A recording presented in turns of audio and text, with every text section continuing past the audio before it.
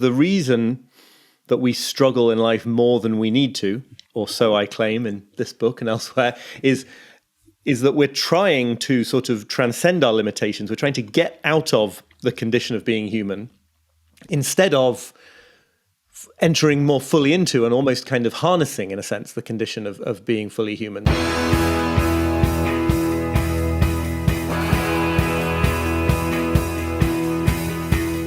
Welcome to The One You Feed. Thanks for joining us. Our guest on this episode is Oliver Burkeman, a British author and journalist formerly writing the weekly column, This Column Will Change Your Life, for the newspaper The Guardian. Oliver is also the author of 3 books, including the new one discussed here, Meditation for Mortals, 4 weeks to embrace your limitations and make time for what counts. Hi, Oliver. Welcome to the show. Thanks very much for having me back. Yeah, I was saying to you before we started that you were one of the first few interviews we ever did, which was a decade ago. And I was so excited when you said yes, because the title of your book, The Antidote, Happiness for People Who Hate Positive Thinking, it sounded like the book title I wish I had come up with. So I was so excited to talk to you then, and you've been on a couple times since, and I always enjoy speaking with you. We're going to be discussing your latest book, which is called Meditation for Mortals, 4 weeks to embrace your limitations and make time for what counts. But before we get into that, we'll start like we always do with the parable. In the parable, there's a grandparent who's talking with their grandchild, and they say, in life, there are 2 wolves inside of us that are always at battle. One is a good wolf, which represents things like kindness and bravery and love. And the other is a bad wolf, which represents things like greed and hatred and fear. And the grandchild stops and thinks about it for a second. They look up at their grandparent and they say, well, which one wins? And the grandparent says, the one you feed. So I'd love to know how that parable applies to you in your life and in the work that you do. While I hope in my book and in my work I have some sort of counterintuitive interpretations of things, I feel like what that says to me, certainly right now, feels very plain. It's just it's straightforward and right and true, which is that where you focus your energy and your finite time and your finite attention and all the rest of it is the life that you create. I know from listening to the podcast that people have a wide variety of interpretations of this story, but to me that's just like, what could it mean by that? Yeah, on one level, it is very straightforward and very simple, right? I don't say that as a criticism, right? Right. I feel like at a place I'm at, certainly in my career, certainly, and probably life as a whole, it's like I don't want to shy away from the straightforward, obvious thing, if that happens to be the true thing. Yeah, absolutely. In your latest book, you're delving into something you're calling imperfectionism. And I can't remember whether that's a term you used in the previous book or you've started to use it, but it's a good encapsulation for what this book is about. What is imperfectionism? It really is, an umbrella term for the things I want to talk about. You've got to have a proprietary label, right? Yes. Malcolm Gladwell would have got nowhere if he'd just said like, well, there's a threshold sometimes, and on one side of the threshold, things behave different. No, it's the tipping point. But I think it's I'm kidding, but I think it does identify something real. I guess this book, in terms of what it means for me, it's a book about addressing the challenge, because I myself found myself constantly encountering this challenge of going from knowing very well how you want to be living a more meaningful life, showing up for a more meaningfully productive, attentive, energized, enjoyable life, and like actually doing it. Mm-hmm. And in some ways, even off the back of my last book, 4,000 Weeks, right, I felt like I had really understood something as a result of writing that about what it means to be finite and what it means to have such limited time and limited ability to control the time that we do get. But discovering that doesn't automatically add up to like, okay, now you just live differently from now on successfully because you've developed this. So the book, and we can talk a bit about both the messages in the book and kind of the structure of the book maybe, because I think that's an important part of this whole idea of going from thinking about doing things to actually doing them. But essentially the answer to how do you go from knowing the right thing to do to actually doing it is the set of outlooks and techniques that I group under imperfectionism. It is an approach that prefers taking action right now, even if it feels like you don't quite know what you're doing, or like you're not sure if you're going to be able to turn it into a long-term habit, or if you're not sure that the quality of the work you produce is going to be any good, over these kind of long-term schemes of fixing all your problems, changing all your habits, setting up the ideal morning routine, and becoming a different kind of person. And I think that personal development and self-help culture and all the rest of it, while it has a lot of useful stuff in it, can really end up making this problem worse, right? Like you sort of embarking on a path of always being in the process of getting to the place where you're going to feel in control at last. You're going to feel in the driver's seat. You're going to feel like you know what you're doing, or like you're on top of all the demands and pleasing everybody, whatever version of it is for you. And so what I wanted to do was really kind of zero in on this question of like, well, that's not working. So what does work? Right. And it is true that we face, a lot of limitations, and those limitations are different from person to person. But I feel like one of the things that this show has done over the years that gets reported back to me, maybe more than anything else that's helpful, is people realizing that it's okay that they're struggling, or that things aren't easy, or that there is difficulty in life. That's just to be human. You don't get out of that. Right. I think, two opposite things are true here.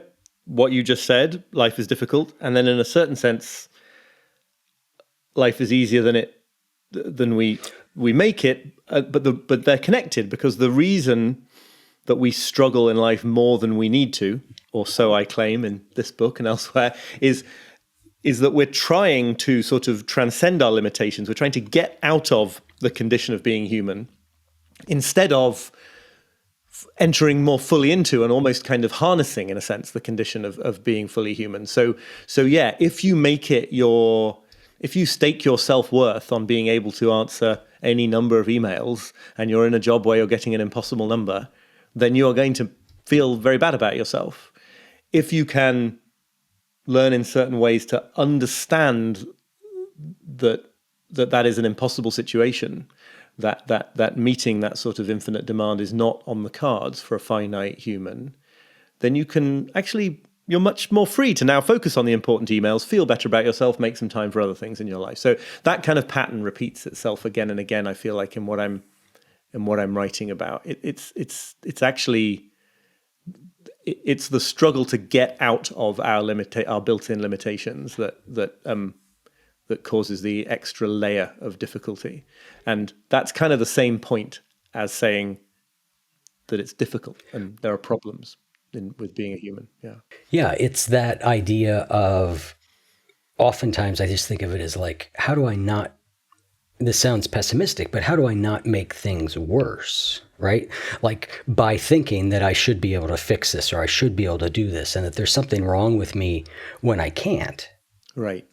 Yeah, and absolutely. That ability, like you're saying, to just embrace that doesn't make the difficult stuff go away, but it certainly stops us from, at least in my case, compounding right. the difficulty. It stops you from compounding the difficulty, and it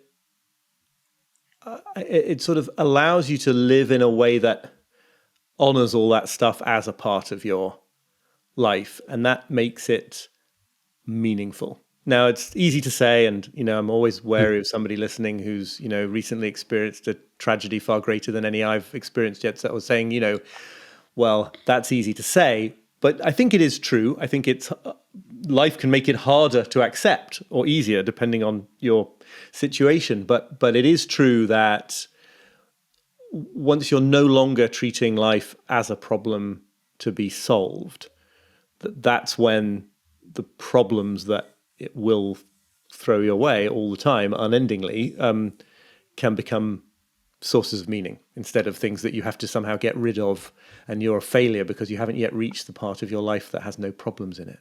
You talk a lot about how if we try and control the world, that that's not a strategy that often works, right? Because it just slides right out of our hands. Yeah, right. But that furthermore, the attempt to control deadens us to our lives. You use a phrase from I don't know who it is, but that life loses its resonance. Yeah, this is a German thinker called Hartmut Rosa, whose work sort of blew my mind when I encountered it, especially because it's in such a sort of academic setting. You don't expect it to be so incredibly useful and illuminating in a personal sense.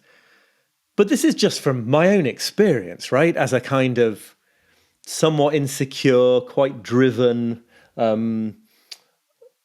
slightly fixated on productivity and efficiency type person, you're engaged in this effort to make life feel okay by exerting more control over it, by feeling like you're on top of things, by feeling like you're keeping track of everything, or that you've optimized yourself so well that you can handle everything that's thrown at you. And sure, a lot of the time it just doesn't work. And I wrote a little bit in my previous book about how getting really good at answering email just means you get more email and doesn't actually leave you more in charge of things at all. But also, yeah, and this is where Hartmut Rosa's work was so important, it squeezes the thing that makes life worth living out of life. It makes things feel less resonant. His term is resonance. And he's referring to the way that, not that we should just sort of give up attempting to have any influence over life, that's taking things too far in the other direction, but that really organizing both our lives and our societies on some level as efforts to expand our control over things predictably has this unintended consequence of making them feel not enjoyable or meaningful anymore. So, quick couple of examples I might be helpful. I know that I'm not alone among sort of productivity geek people in having this experience of coming across some exciting new system for setting goals in life and coming up with like what you're going to do in the next 90 days or the next year, and making it all really specific and breaking it all down into the steps and feeling so excited about it on like Monday, drawing up the schedule. And by Tuesday or Wednesday, this is like the worst thing in the world, right? It just feels completely oppressive. This prison that you've built for yourself in an effort to get control over your life, because now it feels like you've just got to follow these steps, and there's no sort of real intuitive engagement with the moment anymore. It's just like carrying out all these tasks that this jerk, namely me, 2 days ago, has instructed me to carry out. But right to the other end of the scale, just quickly, I don't know, anyone who has either got experience of working in or knows people who work in education, healthcare, sort of government, social services, things like that. And this is a Hartmut Rosa's point. In all these sectors of work now, people complain all the time that they can't do their jobs because there's so much documentation and paperwork around doing their jobs. They have to spend so much time accounting for themselves and recording things that they don't get to do those moments of human connection where the work really gets done. And he points out that's another example of this, right? This is companies and governments wanting to make everything controllable and visible and predictable in a somewhat similar way to the productivity geek, really. And as a result, making it harder for a teacher and a pupil to connect, or for a social worker and a client to actually have a moment of, getting to the core of what the problem is or something like that, because of this fixation on control. So I was really interested in the way that seems to apply both to my sort of day-to-day routines and to whole swathes of society at the same time. So this new book, Meditations for Mortals, is 4 weeks of reflections that we can do to help us, I would say, internalize some of these ideas, and as you said earlier, help us maybe live some of them out. Why that structure? I really wanted, if I was going to write a book that was about this challenge of actually living differently instead of just thinking about it and planning to do it, I wanted to make sure that the book, as far as any book could, and there are limitations there, but embodied that, right? That it didn't turn into some new system that you could read and store away in your head and then put into practice one day when you get a spare moment, because there aren't any spare moments. When did you last get a spare moment? Ridiculous Right. idea. So I wanted the book to be something that people could read. Again, you don't have to follow my instructions, but the invitation is that you read one of these short chapters each day, take you a few minutes, and if some of those sort of shifts in perspective or those suggested tools and techniques work for you, that's going to change in a small way how you live that day. Not some big character reinvention that you're going to get involved in 6 months from now, but just on the day-to-day texture of life. And, on the level of what I'm explicitly saying in those chapters as well, I'm sort of constantly pulling the rug, I hope, away from any attempt to say, okay, this is great, I'm going to note it down and have a whole new system of habits. It's like, no, just do this one thing today. Because it's actually quite hard to do that for a certain kind of person of whom I am one, right? To just try it once, to just behave a little bit differently in a positive sense towards one person without having any confidence that you're going to make this stick or, keep it up as a regular habit or anything like that. And so that's what I'm really trying to drive home every day. And then the 4 weeks sort of build on each other, right? So they're intended to be a bit of a journey from starting more philosophically, getting quite concrete, and then ending a bit more philosophically again, I guess. Yeah, the thing about habits is we know repetition can be a very positive thing, right? And if we're pointed in the right direction, a habit can be beneficial to us because it just sort of allows a good behavior to happen a little bit easier.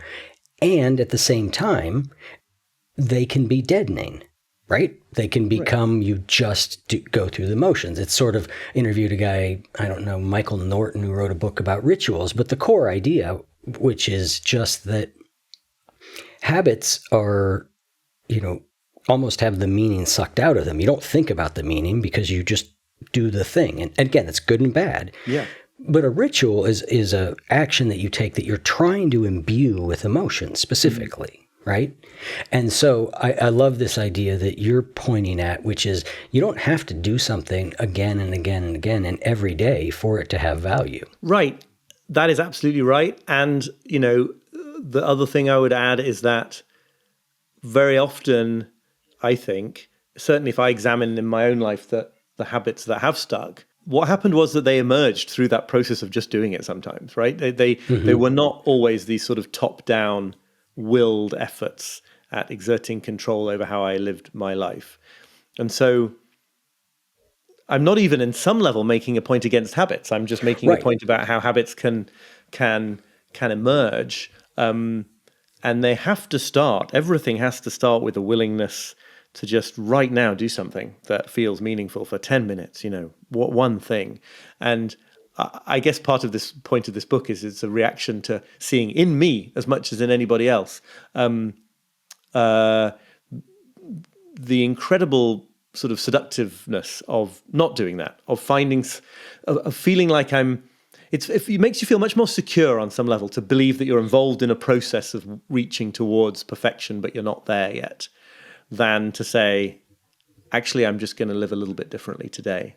Which is ultimately all you can do because you can't live next Thursday. You can only live today.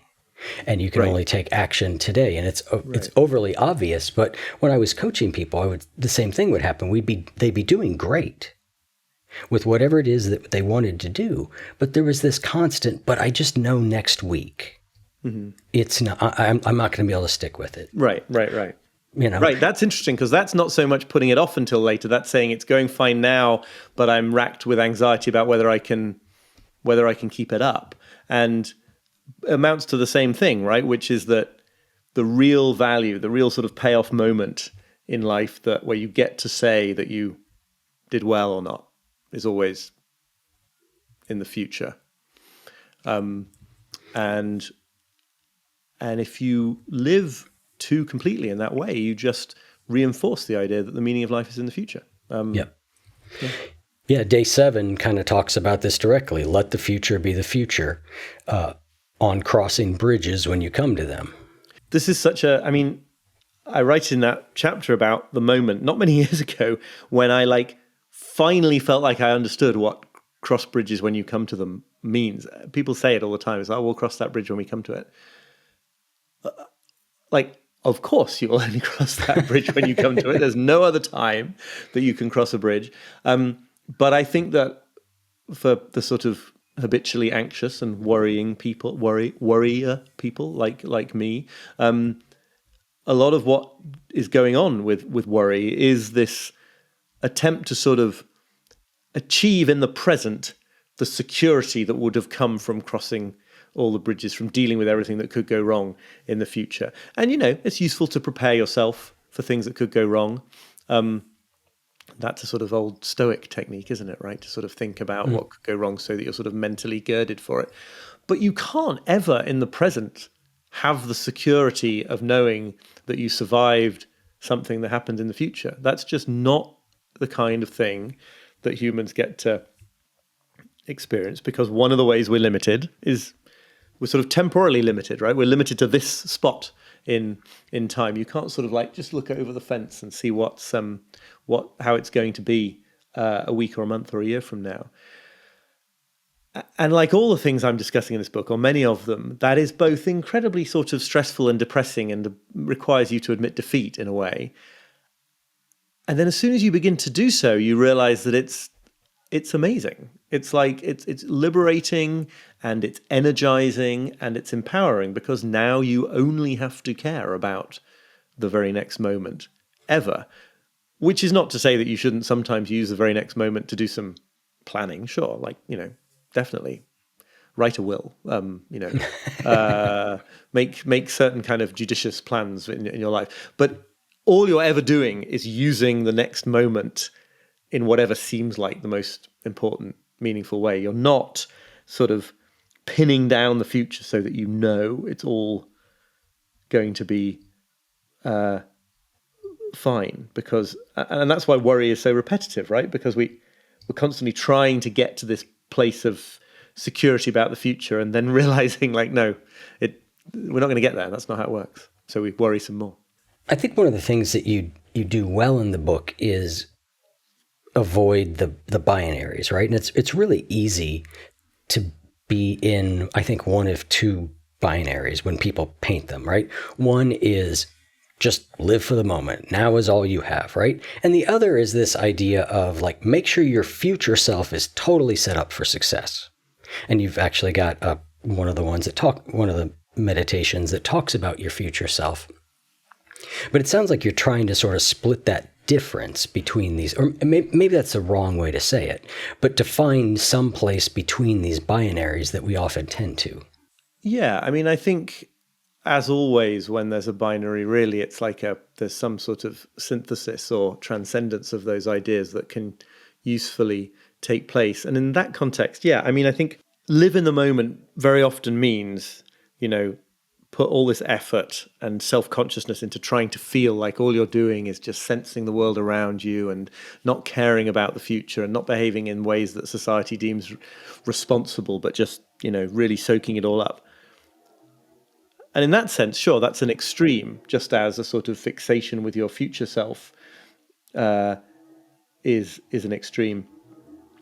On the other hand, the fact that we always are only in the moment is just a brute fact of being right, temporal, finite human beings. So the question then is how much of those present moments you're going to use for things that really only get their meaning in the future, or whether you can make sure that there are things you're doing in your life that have meaning in themselves, perhaps meaning in themselves and meaning for the future. And the point in the section that you mentioned there that I'm sort of where I'm sort of addressing this directly is, I think that a lot of people who are sort of attracted to ideas like this, read books on personal development, spirituality, even though many of them may pay a lot of lip service to the idea of being present in the moment, they're really focused on, almost to to the exclusion of anything else, on sort of becoming a different kind of person in the future, on making sure that their future self thanks them for the decisions they're making now. So it's quite easy, I think, from my experience and people I've met, to sort of adopt a path of meditation or non-duality, or something that really does try to sort of, in its content, is all about being here now, and just embark upon it as a completely future-oriented, goal-focused process towards becoming a kind of person that you like more than the person that you are right now. There's a quote at the very beginning of the book that I use from Marion Woodman: "It's easier to try to be better than you are than to be who you are," which I think is quite a powerful one. So I'm sort of, I think that a lot of us, I don't want to group anyone else in, but certainly me, are very prone to really deferring gratification too much, to saying, if I'm going to have a time in my life when I can relax or just enjoy things, enjoy people, enjoy being alive, like that's got to come at the end of this very long, arduous process of doing all the things I'm obliged to do first. At the same time, you also, in another chapter, talk about you can't hoard life, like on letting the moment pass. And this really resonated with me. Say more about what you mean by that. I think this is really in keeping with that, but it is a different angle. I'm writing there, I begin in that section with this awareness that I've had in myself, that even when good things are happening, like even when, to give the example in the book, even when I'm sort of living in a landscape I always wanted to live in, walking on a beautiful day through beautiful countryside that I've always loved, like there can be this desire this thing that stops you fully enjoying it, which is a desire to sort of take ownership of it, or to convince yourself that you're going to be able to have lots more of this experience going on into the future, or to really encode it in your mind so that you can always remember it, or just something that takes you away from the experience itself. I think Buddhism is especially good on this, right? That one of the specific ways we make ourselves miserable is not just that we don't yet have what we think we want, or that we have things that we wish we didn't have. It's that we do have what we did want and cling so hard to it that it actually undermines the sort of the resonance of that moment. So that's what I'm referring to as hoarding life, whether it's busily taking photos of the place you are to try to sort of keep it permanent, or if even just the thought that I was having there, okay, I've got to make sure that my life works such that I can carry on having this kind of experience, like every day for the rest of my life or something. It's like, no, that's not quite fully being in the experience. Oh yeah, that's an experience I've had so many times where it's like, all right, let's say I'm getting ready to go on a beach vacation. And it's like, I just got to get to the beach. I just got to get to, like when I get there. So the whole day, just kind of waiting to get there, walk out, have about 30 seconds of like, oh, wow, that's really beautiful and amazing. And then my brain immediately will say something like, I wonder what houses around here cost. Because I'm suddenly like, I need to be here all the time. But there's another flavor of this that I get, which is, you sort of talk about it by saying that you fail to savor a moment in nature because you're too focused on trying to savor it, right? Which is that I often have this moment of like, what's the way to say this? It's the beautiful countryside there. And I feel like a more evolved version of me would be content with just what's right in front of me. And I don't feel quite content with what's right in front of me. So now I'm even further away from being able to enjoy what's right in front of me. Yeah, and I mean, you can very easily get into loops where you're then beating yourself up for being like that, right? And it's like, where before you know it, you're just a huge mess. It's sort of a twin process, isn't it, of sort of allowing yourself to enjoy that experience just for itself, but also allowing yourself to have all these kind of other parts of you that want to do this, right? I'm. This is not a unique argument at all, but I'm very big, really, on the idea that it doesn't help to try to sort of beat up or extinguish the parts of your personality that are causing these sort of ridiculous situations. I think what I'm sort of constantly hoping to indicate in the book is like, they are a little absurd, right? It's not that you should feel bad that you have something in you that wonders about house prices. There's a great power in being able to notice that that's quite funny. Right. Because the place from which you're laughing at that is a very big and all-encompassing space, right? And it's like, yeah, on some level, you'll probably always have that kind of thought anywhere that you're not living, that you go, that you enjoy being in. And that comes up in another section, but that strategy that I'm borrowing from Bruce Tift, the psychotherapist, is like, what if the trait that you most deplore in yourself, what does it feel like to imagine that would be how you would have some version of that for the rest of your life, never getting rid of it? You're always going to have a little bit of a tendency towards worry or being dissatisfied in beautiful places or easily distracted by nonsense, And I really find that a very relieving thought, to imagine that I might not eradicate that kind of issue, because it feels like, okay, then I can give up that fight and just spend my time and energy on things that I care about, instead of constantly struggling with something that on some level is just who I am. Yeah, this is one that I talk about on the show a lot, because I was diagnosed with clinical depression sometime in my late 20s after getting sober from heroin addiction, and have thought about myself in those terms a lot. But what I wrestle with all the time is sort of a version of what you're saying, which is like, what if this is just how I am? Mm-hmm. Like, and I've referred to it before as treating it a little bit like the emotional flu. Like, oh, well, it comes here and I get it for a few days, then it goes away, and then it comes back, and just letting it be, instead of thinking that there should be some way to change it or fix it. And I don't know if you know Andrew Solomon. He wrote a book called The Noonday Demon, an Atlas of Depression, but he also wrote a book called Far from the Tree. Yep. And the thing that stuck out from that book to me the most was how, if parents knew that it's about children who often have some sort of difference from their parents, blindness or autism, or if the parent knows that there's nothing that can be done to change that condition, they get on with the business of building the best possible life they can with the child. Oh, wow. And if on the other hand, they absolutely know it can be fixed, then they just focus on that. Yeah. But everybody else is caught in this middle ground of not knowing if it can be fixed. Not knowing if it can be fixed, and getting your hopes up again and again because someone else comes down the street saying, I know how to fix that. I can fix that. Maybe if you just ate this way, maybe if you just, and so they end up in this limbo where they're neither fully committed to changing it, and they're also not fully committed to accepting it.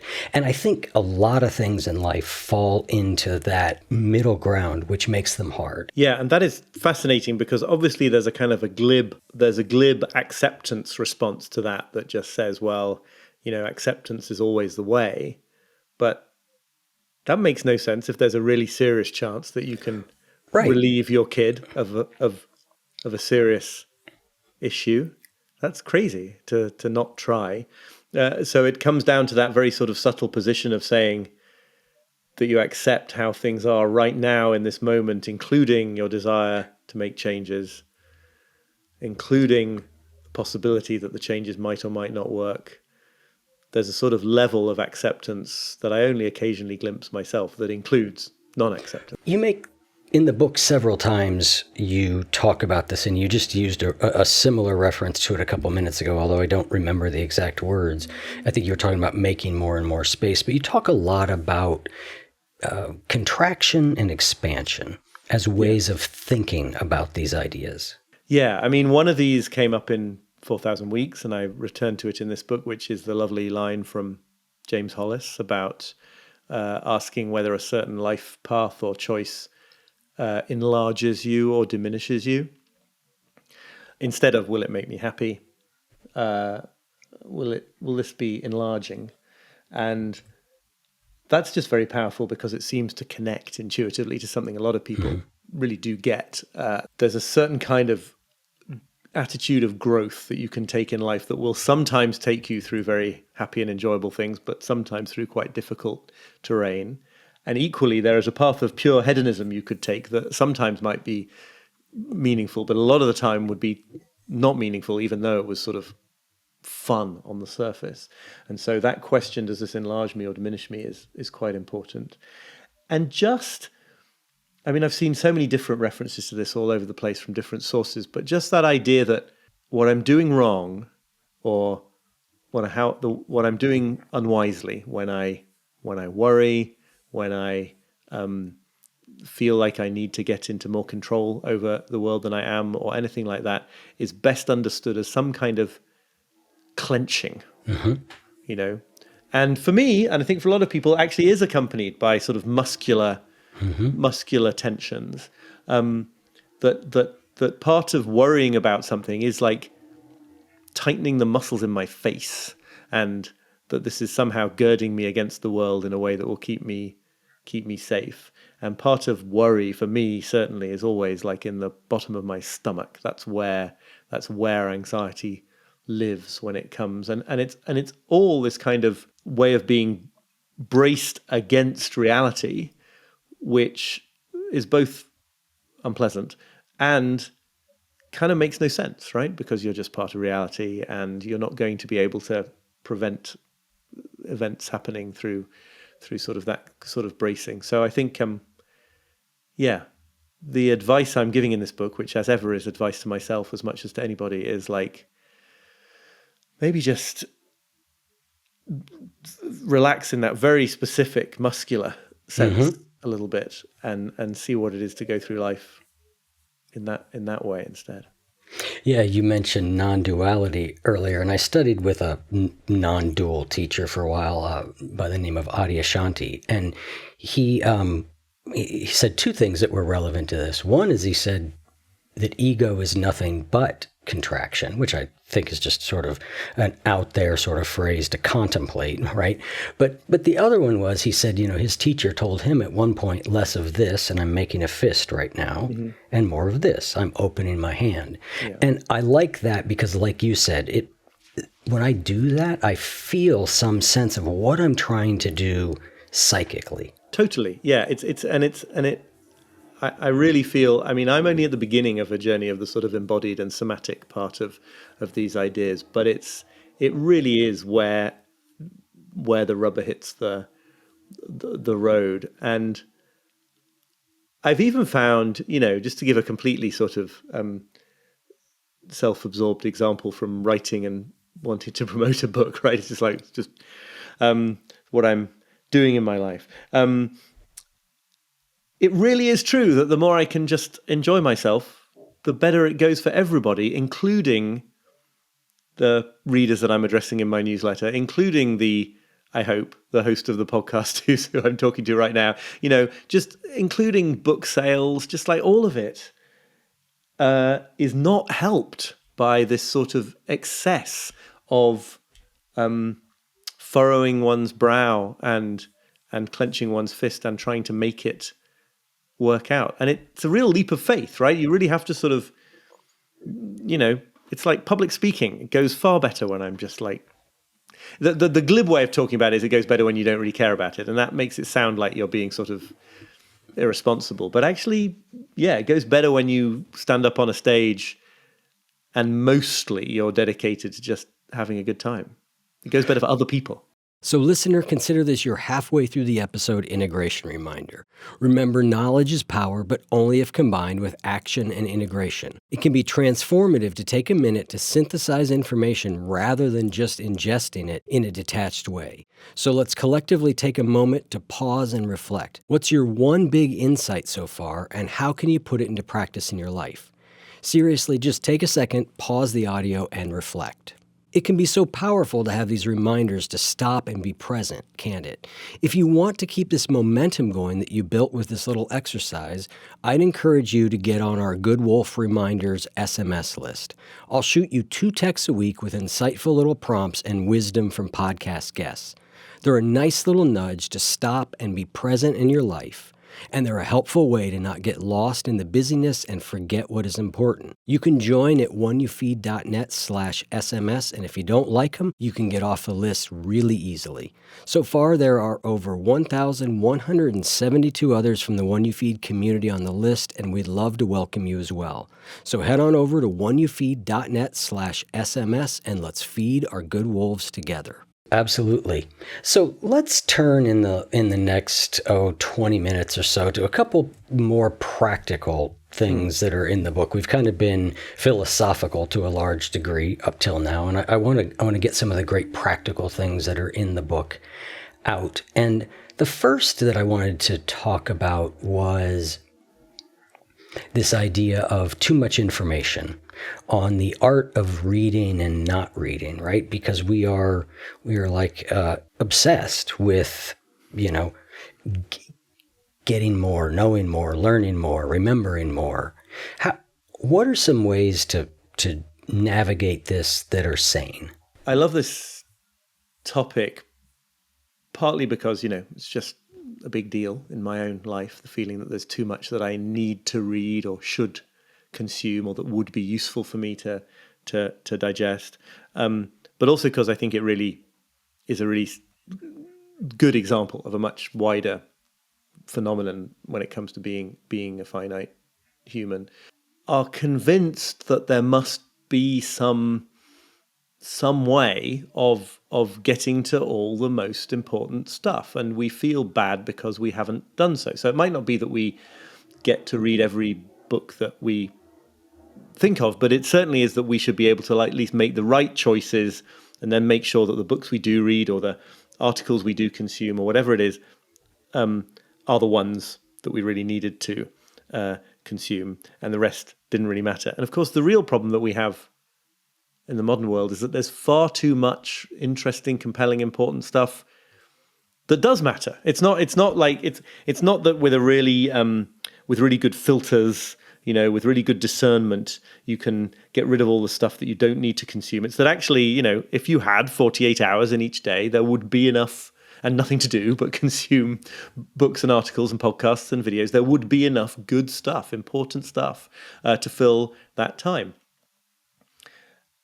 And in that context, the only sane way to approach the sort of glut of information is, the metaphor I use is to treat it like a river rather than a bucket, right? So it's not something you're trying to drain.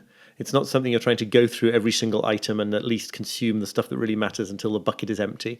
It's just this endless river of infinite stuff. And you're just picking a few things that seize your interest and attention as they go by. And you're not feeling bad about all the things that flow by without you ever seeing them, because to feel bad in that context, to feel overwhelmed, although it's very understandable, and I don't want people to beat themselves up for it, it is ultimately to believe that you ought to have the capacities of a kind of infinite being, of a God.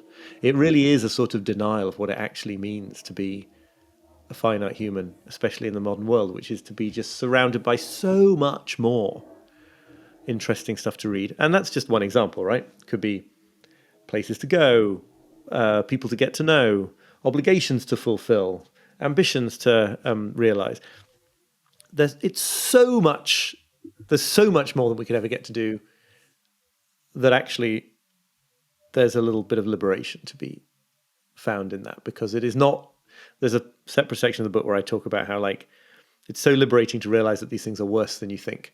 Because if you think it's really bad how many emails you've got and it's going to be really hard to answer them all, or you think it's really bad how many books you feel you need to read and it's going to be really hard to get through them all, that's very stressful. But when you realize that it's worse than that and that it's completely impossible, that you're never going to make it through all the things that feel like they need your time and attention, not even close, then you can just give up that fight and you can use your time and your energy and your attention in ways that really matter, which is going to be to make some good enough choices about what to focus on and move forward. Yeah, absolutely. I love that river analogy. I think that's a great one. And I think the other thing that comes in here is also losing a belief that if we just get the right book or the right article or the right whatever, as you say, we're going to be on top of it.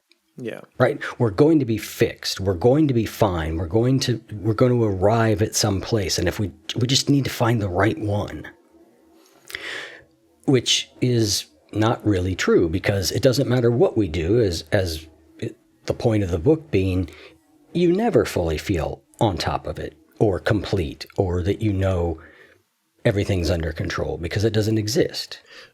Right. What we're trying to do in all those moments, however forgivably and understandably, is sort of get up and out of the situation in which we all are in as finite humans, limited time, limited control, limited ability to know what's coming next, or to even to understand other people, right?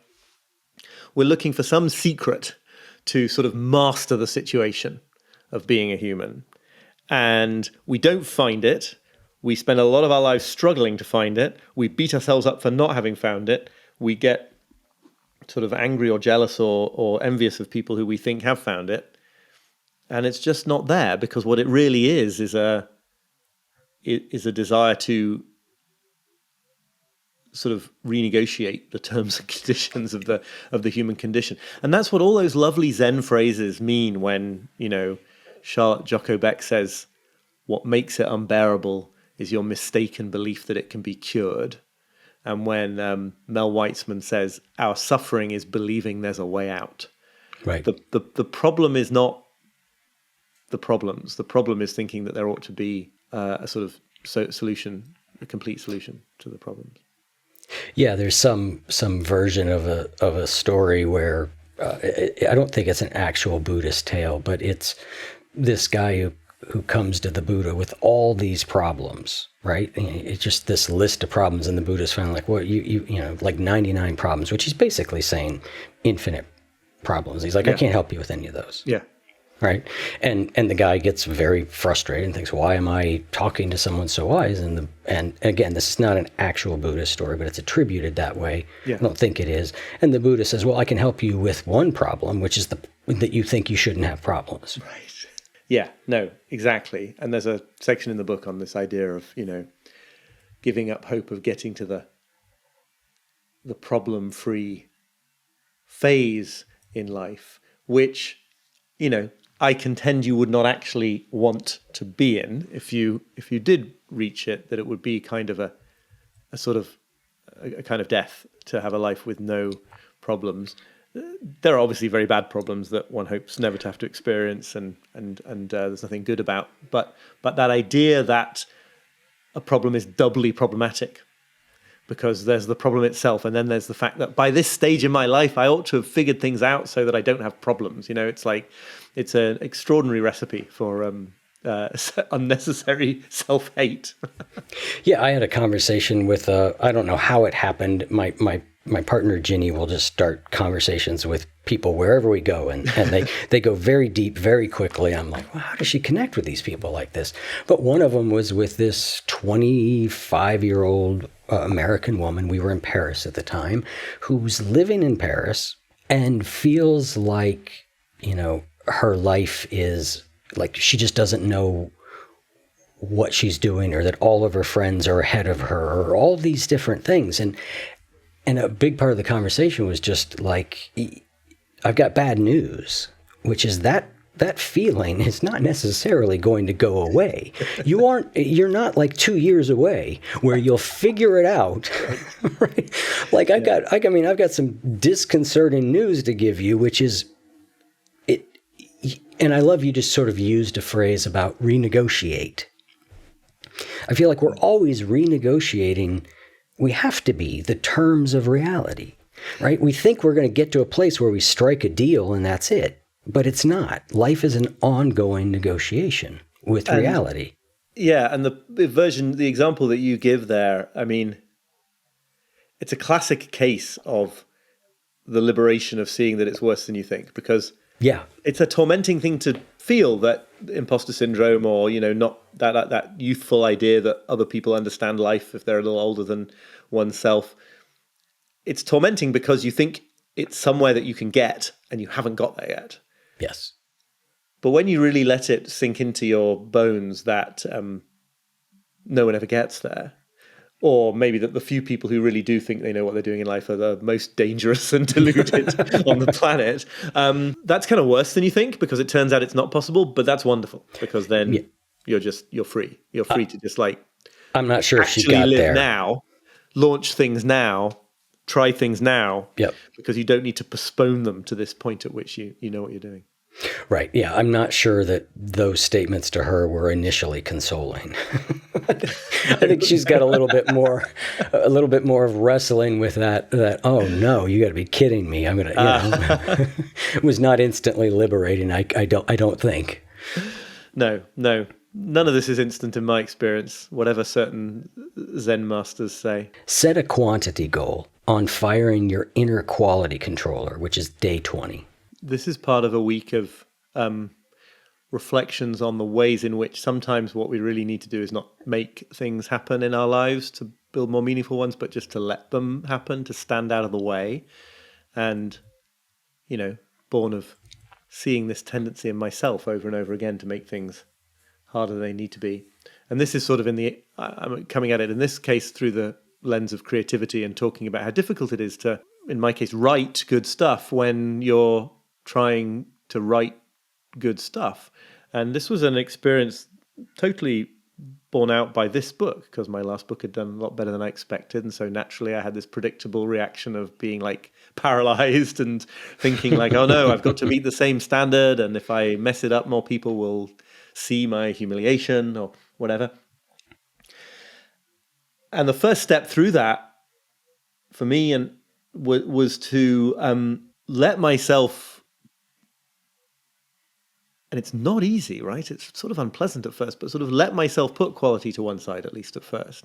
Just write. Just do free writing exercises where you set a timer for 20 minutes and fill the page with words. All these things that, to be quite honest, I had always deeply disdained, because I'm oh yeah, free writing exercises are for amateurs. It's such BS. You're right? I'm a journalist. Right, I put things out on deadline for not perfect, but it makes sense, And actually, behind that kind of attitude, there is something a bit perfectionistic. It's not perfectionistic in terms of the quality of the sentences, but it is perfectionistic in terms of what mood I ought to be able to bring up whenever I want to. And this is in the book, right? That seemingly great quote from Chuck Close that's so famous, inspiration is for amateurs. The rest of us just show up and get to work.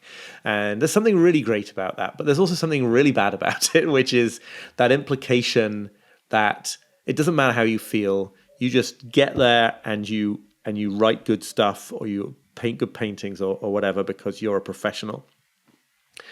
And actually, I think that what we need to do very often in those situations is to relax the quest for quality and the standards that we hold ourselves to. And a very simple, down-to-earth way to do that is, as I say, to set a quantity goal, right? To make your creative practice about the number of 100 words you're going to put onto a page, or the number of minutes that you're going to work on something for.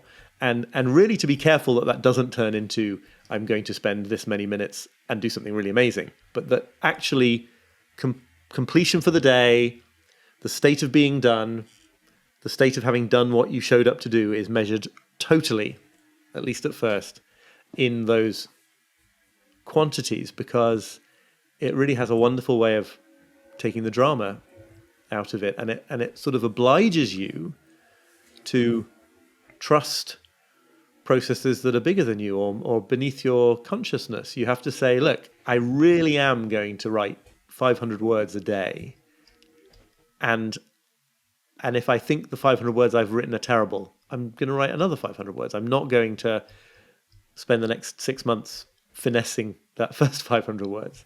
And Now, I feel honor bound to add that by the time I was actually writing this book and editing it, I wasn't just free writing nonsense onto the page. I don't think it's full of nonsense now, but it's absolutely critical at the beginning to not really mind and to see that sort of little taskmaster inside you that is barking that this isn't good enough and that you need to do better.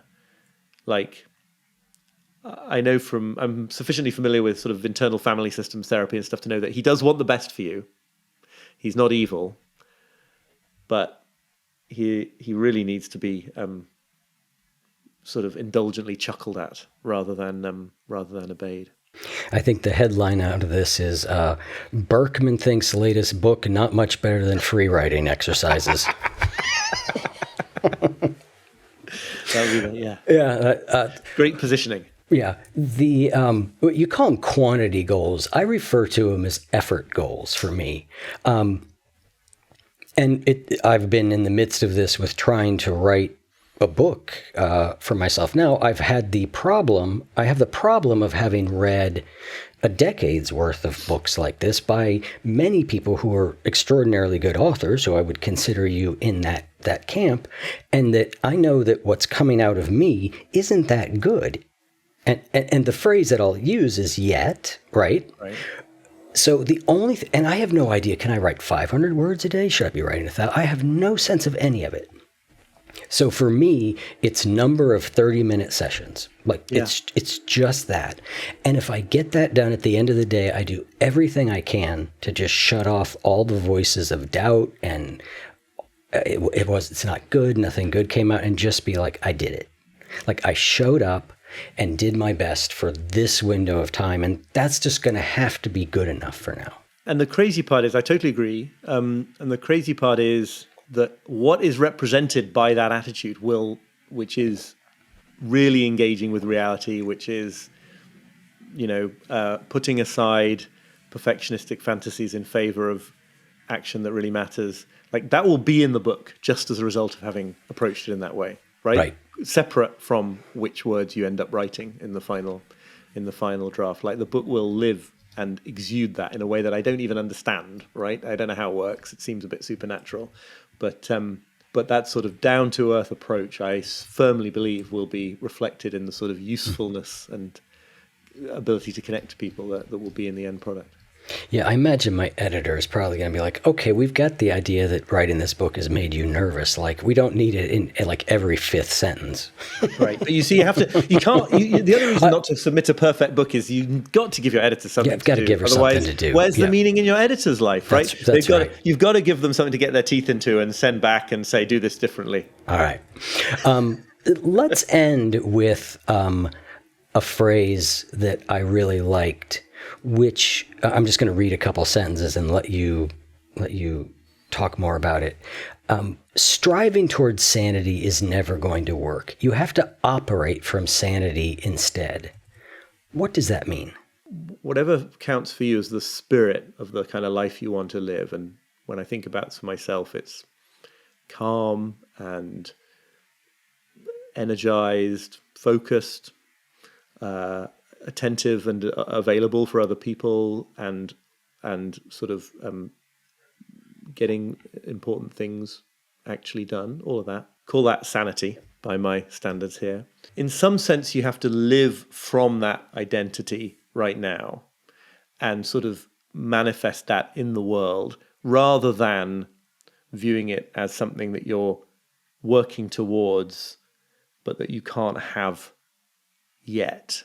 Because if you define it in that way, that will become a self-fulfilling prophecy and you will never get it because you're defining it as something that has to be in the future. So that sounds very, very vague and abstract. I think to make it a bit more concrete, if you feel that at this point in your life, as I do, a certain amount of more like rest is probably appropriate than you've been granting yourself up to this stage, striving towards sanity would be saying, okay, I need to rest. I'm going to take a sabbatical in a year's time. And until then, I'm going to, you wouldn't necessarily say it consciously to yourself, but right, until then, I'm going to work really, really hard so that I've got everything running and the business is self-sustaining and everything's working. So out of your intuition that you need rest, you start doing the exact opposite of resting and reinforcing all those parts of your psyche that think that what you have to do in life is strive harder and harder and harder.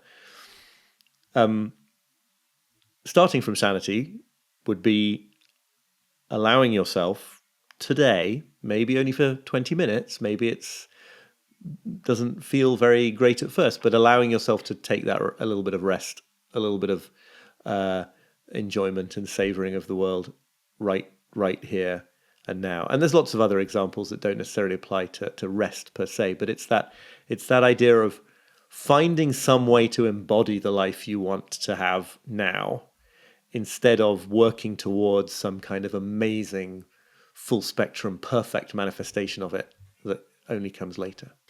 Well, I think that is a great place for us to wrap up. You and I are going to continue in the post-show conversation. We're going to talk about distraction and interruption, what it means to be a good person in this world. Oliver, such a pleasure. Thank you again. Thank you so much. I've really enjoyed it.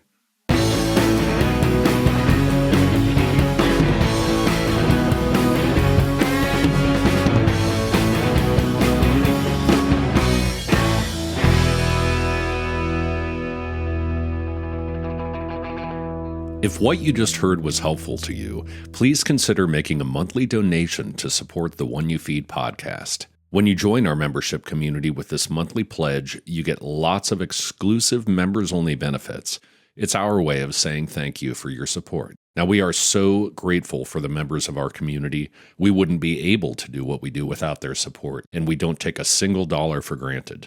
To learn more, make a donation at any level, and become a member of the One You Feed community, go to oneyoufeed.net/join. The One You Feed podcast would like to sincerely thank our sponsors for supporting the show.